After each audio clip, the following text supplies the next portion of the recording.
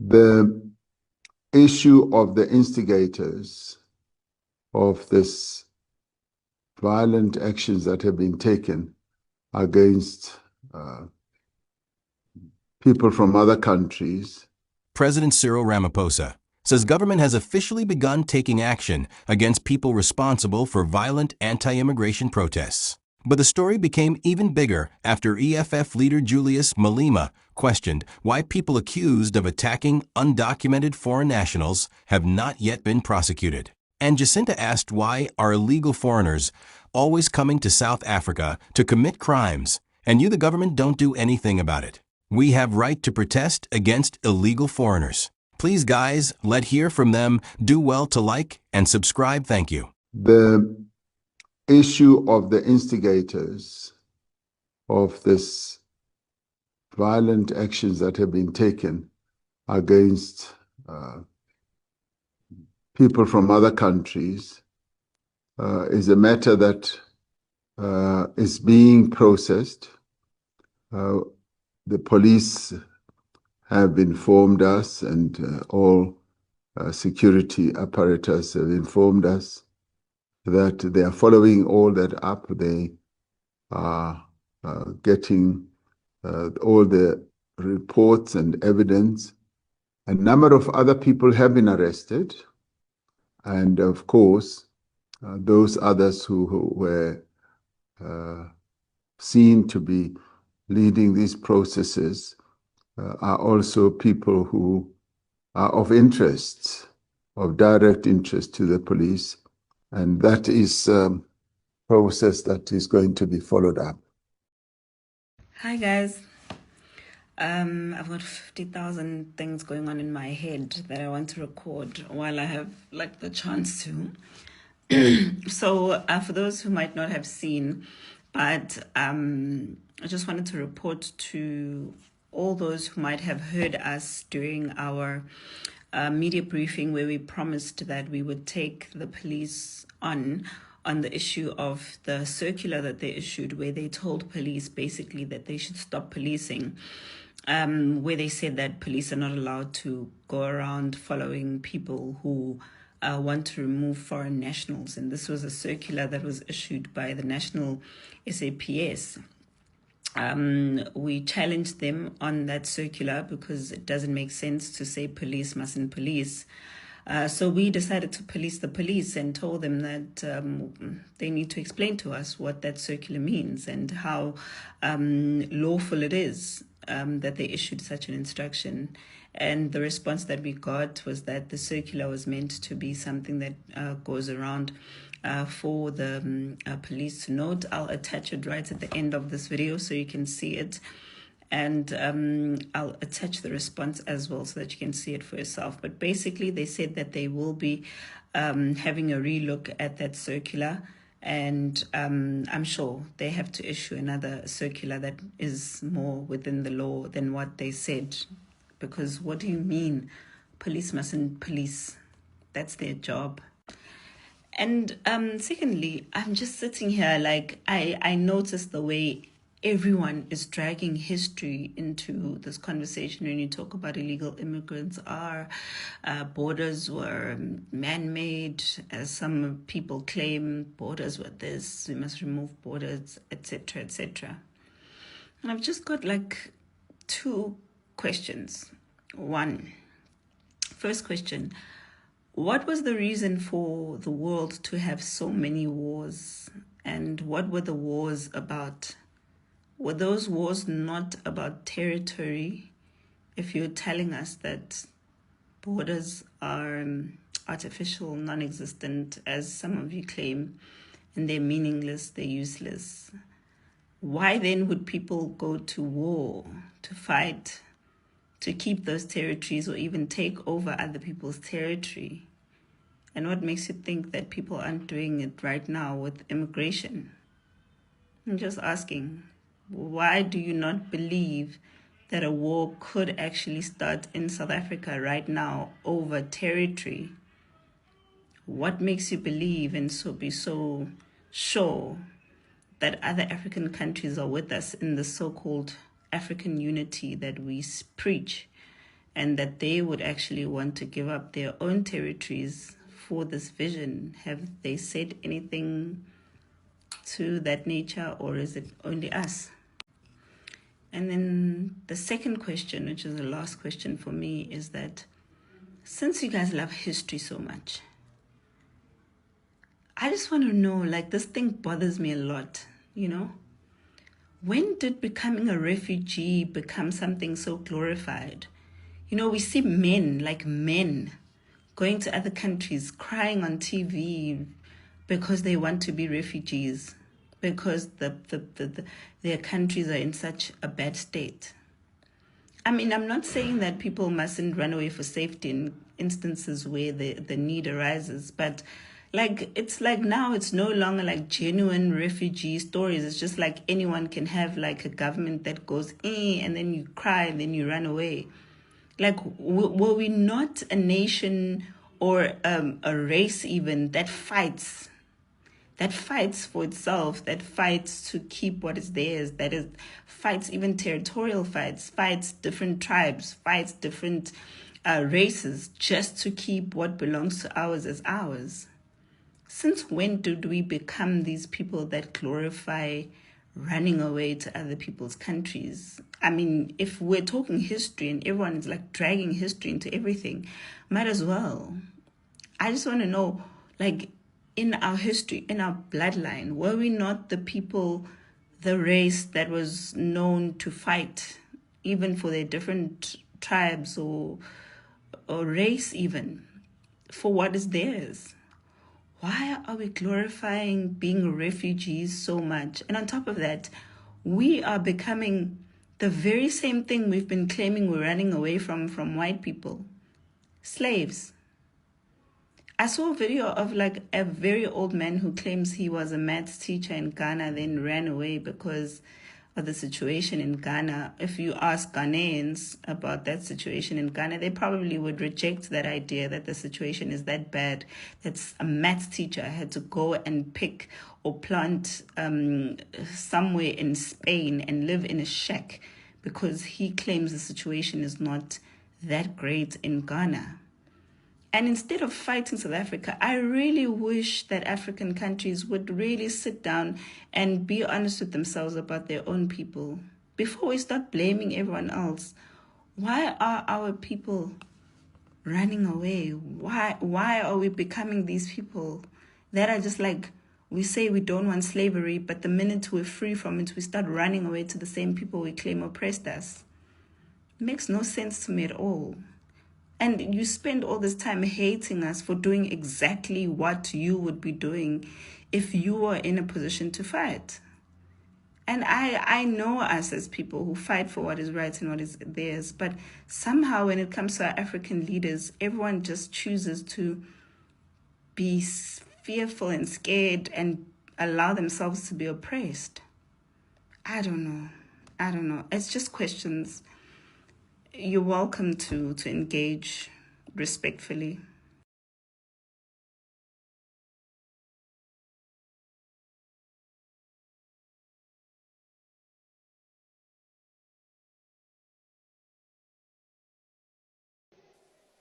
In the East, literally, not because they are hungry now.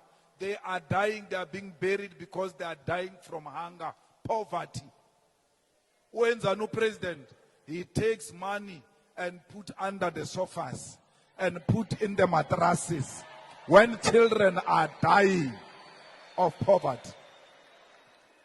These children of the youth command, they've passed, they are not given certificates, but they are owing a university. Their parents don't have money to pay university, but the president has got money. Once you put money in the sofas, it means all the rooms are full. The sofas will be the last place to put money. You start in the bedroom. Abu Kokowe too, they were putting under mattresses.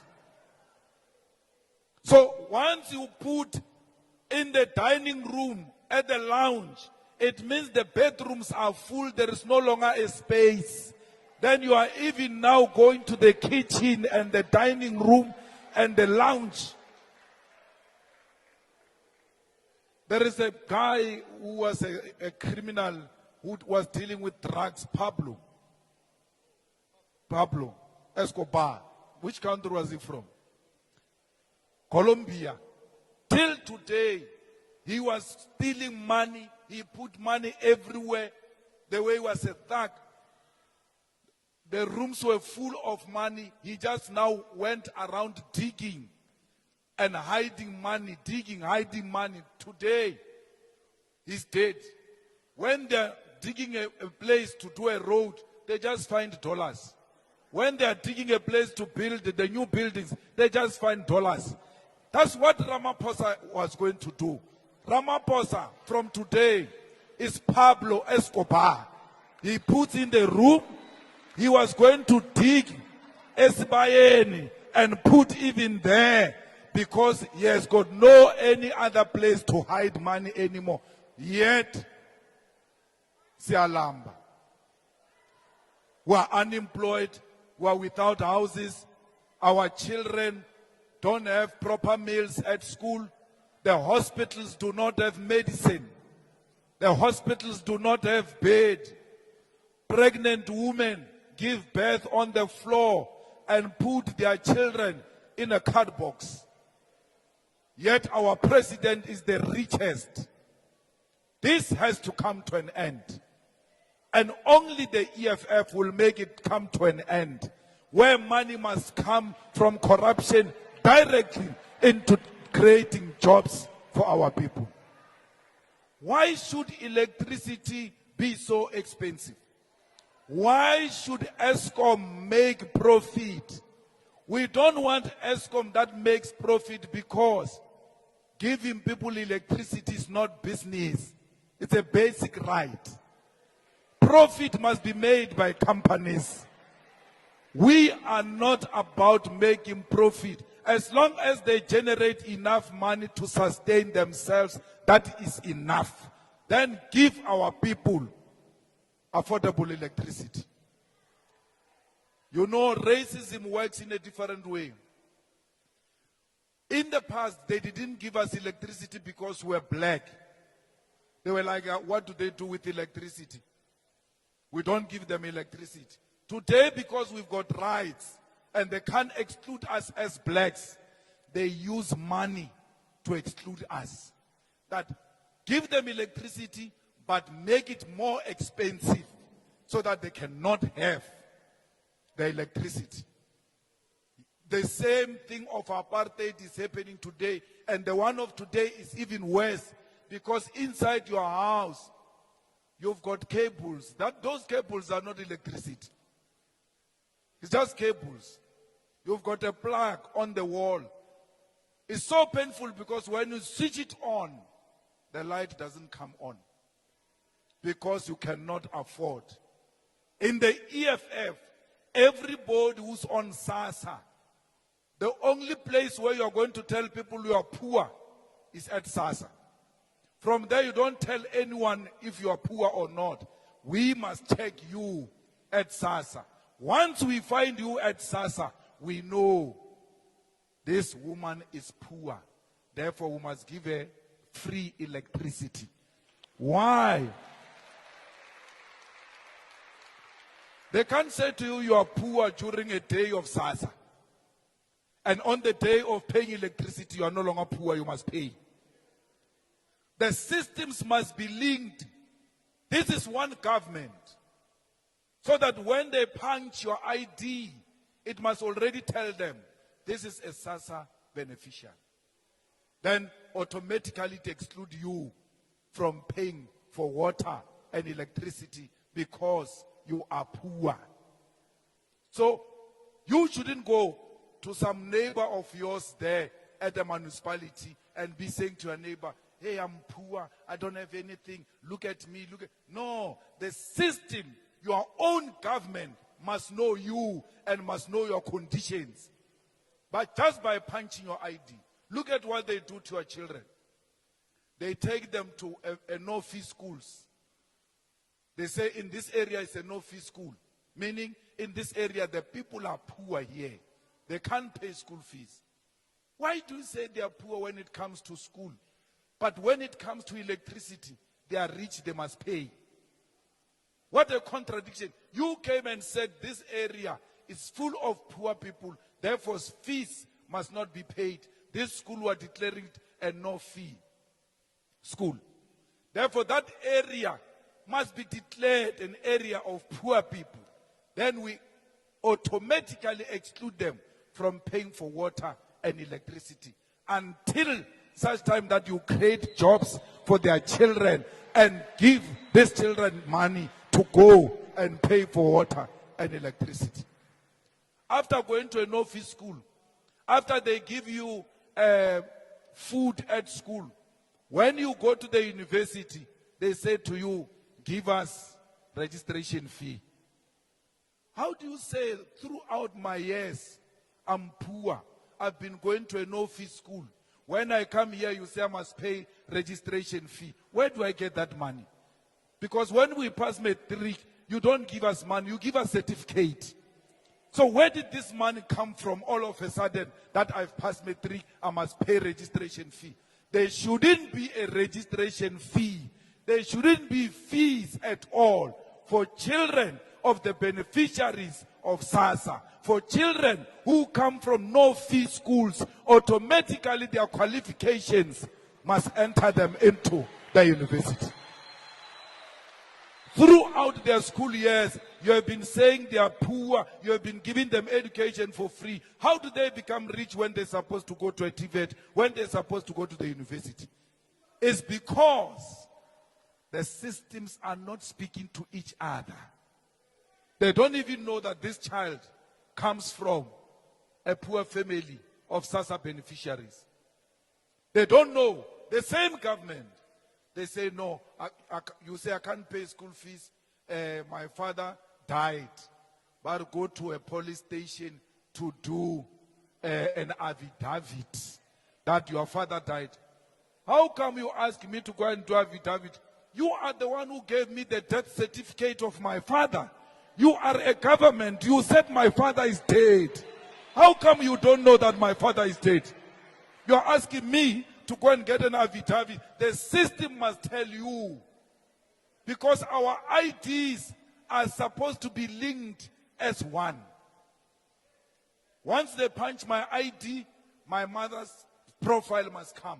My father's profile must come. And everybody else I'm related to. The government must have that basic information about me. The same thing as hospitals. We are cooler, you go to Msunduzi. That day you are able to talk properly. What are you allergic to? You say, I don't take this, I don't take this, I don't take this. But okay, we'll give you this kind of medication because you are allergic to this. Then you go, eThekwini. There at eThekwini you collapse, you can't talk. No one can ask you, what are you allergic to? Because you can't talk. They are going to give you a medication that contains the things that you are allergic to. Because why? The systems don't speak to each other. They're supposed to put your information in this computer. This is one department of health. It's not two departments of health. These hospitals are owned by one person. That person is called government.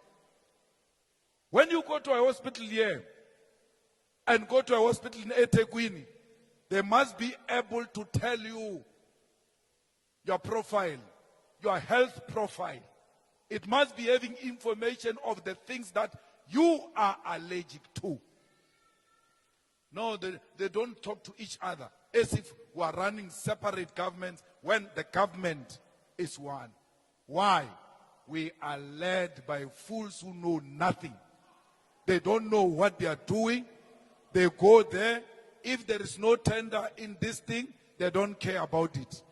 Tell them about the tender. They all know how the tender works because that's where they steal our money. So we need a government that knows us. We are the ones who have put this government into power. You know, comrades, if you go to Home Affairs, they know all of us. All of us. They can tell you When you say my name is Surprise, they just tell you from there you're not South African. Because we don't have names as Surprise. Maybe one or two. EFF leader Julius Malema responded by asking a direct question. He asked, "Why have people responsible for violence against undocumented foreign nationals not been prosecuted?"